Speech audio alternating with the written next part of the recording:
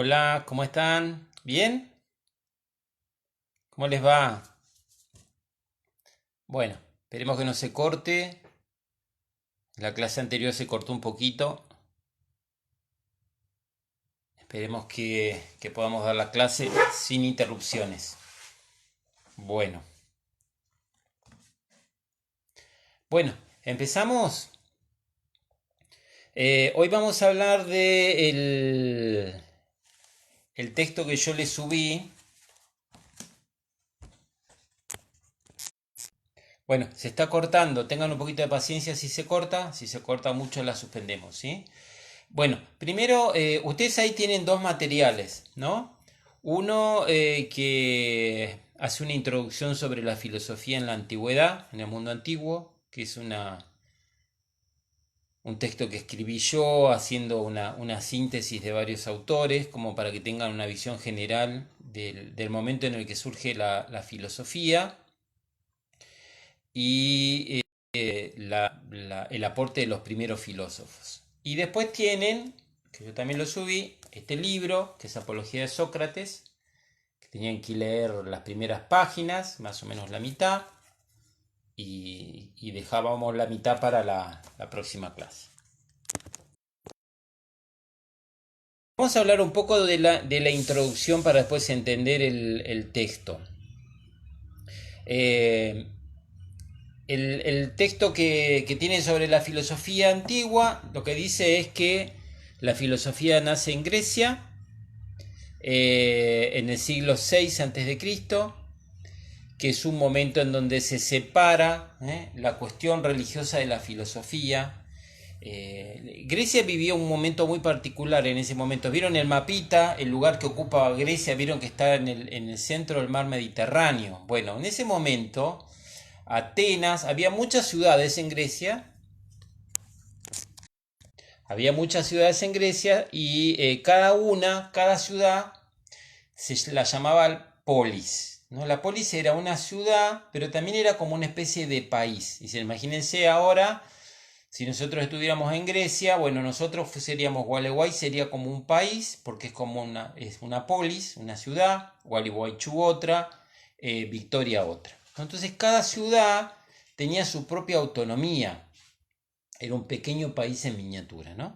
Y Atenas, se está cortando mucho, chicas. Vamos a ver si tenemos un poquito de paciencia, a ver si se restablece. Yo igual sigo explicando, ¿eh? Bueno, Atenas era una gran potencia ya comercial y una gran ciudad. Entonces se transformó en una ciudad como muy, muy cosmopolita en el sentido de que se fue vinculando con otras sociedades, con otras culturas, y eso amplió la visión de los griegos.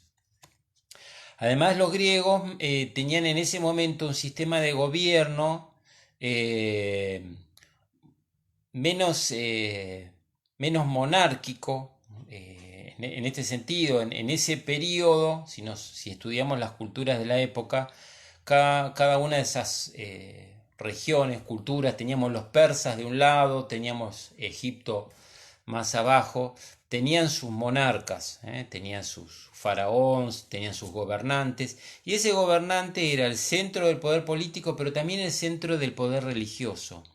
Entonces había una religión única y esa religión tenía también toda una teogonía, una cosmovisión del mundo y no se permitía otra manera de pensar, ¿sí?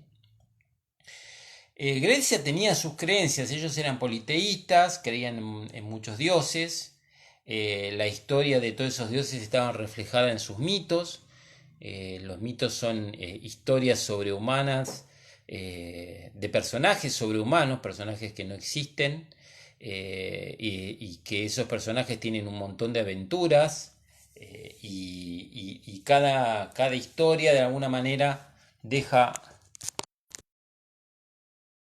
conocimiento.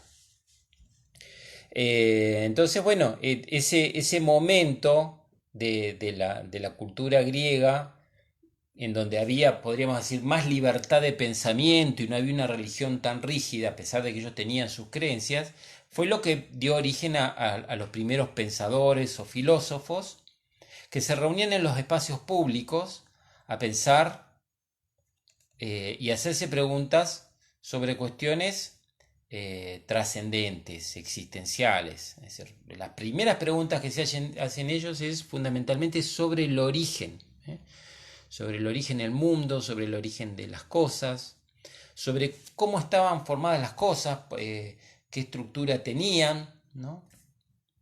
Y cómo estaban hechas, de qué componentes estaban hechos. Y esas fueron las primeras preguntas, ¿no? Más centradas en los objetos. Hay una palabra en filosofía que se llama ente. El ente es el ser que está en la cosa. Es decir, que cada cosa que tengo acá, el muñequito, los anteojos, el libro, cada cosa es un ente porque es un objeto distinto que tiene una función y una finalidad diferente, ¿no? Y ese es el ser de ese objeto. Y eso se le llama ente. Entonces los filósofos antiguos del siglo VI a.C. trataban de preguntarse cómo estaban hechos los entes, por qué una cosa era diferente de la otra, por qué existía esa diferencia y qué finalidad tenía, ¿sí?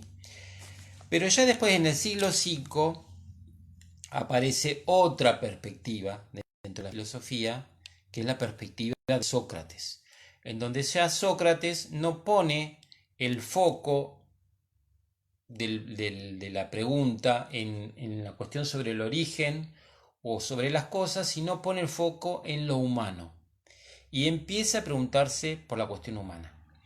En ese momento, en el siglo V, Sócrates no era el único que se hacía esas preguntas. Había también un grupo de pensadores que se llamaban los sofistas. Los sofistas eran los primeros maestros que enseñaban y cobraban por enseñar.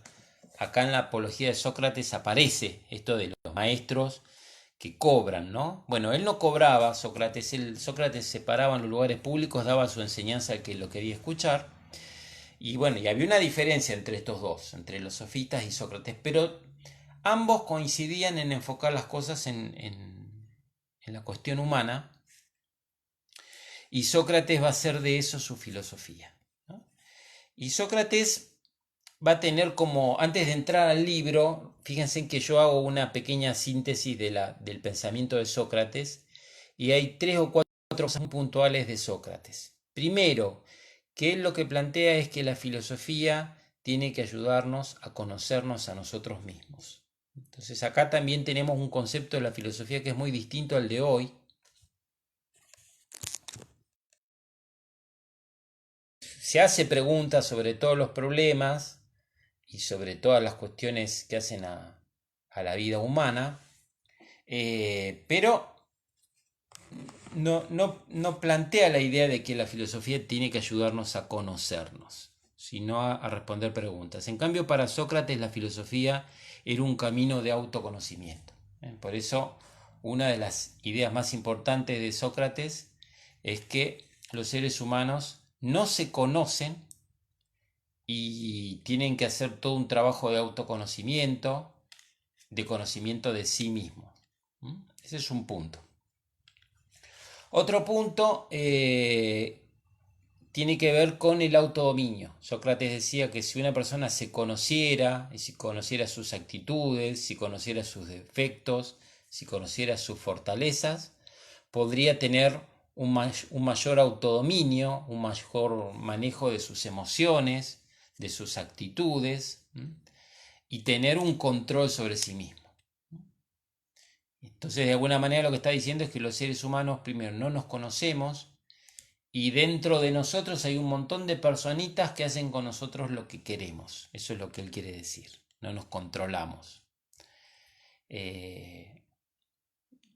Una metáfora de la falta de control sería cosas que uno hace de las que después se arrepiente, objetivos que uno se propone y que no cumple, reacciones que uno tiene y no quiere tener. Bueno, eso es lo que diría Sócrates, que es una falta de autogobierno o de control o de manejo de sí mismo.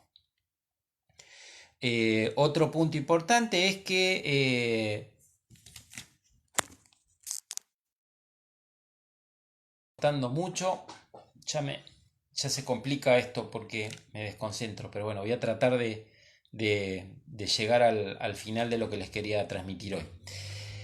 Él usa un método, porque él dice que, bueno, para hacer filosofía, o que la filosofía nos ayuda a conocernos, y que el conocimiento de nosotros y del mundo está dentro nuestro. Para Sócrates, la verdad sobre todas las cosas, incluso sobre lo que nosotros somos, está dentro nuestro, está en el interior, y que tenemos que darle luz, sacarla para afuera, hacerla visible, expresarla, darle lugar. Pero para eso hay que hacer todo un trabajo y usar una serie de métodos, y el método que usaba él era la dialéctica y la mayéutica. La dialéctica era el diálogo, un diálogo irónico, un diálogo con preguntas sobre preguntas, un diálogo con otro, que desmorona sus argumentos. Eso lo habrán visto. El ejemplo de la dialéctica lo ven en el diálogo con Melito o Meleto. ¿Vieron cuando habla con Meleto y le va preguntando y Meleto se termina pisando y diciendo cualquier cosa? Bueno, ahí tenemos la dialéctica, ¿no? Pero en ese diálogo, dice Sócrates, se produce otro proceso, que es el nacimiento de la verdad.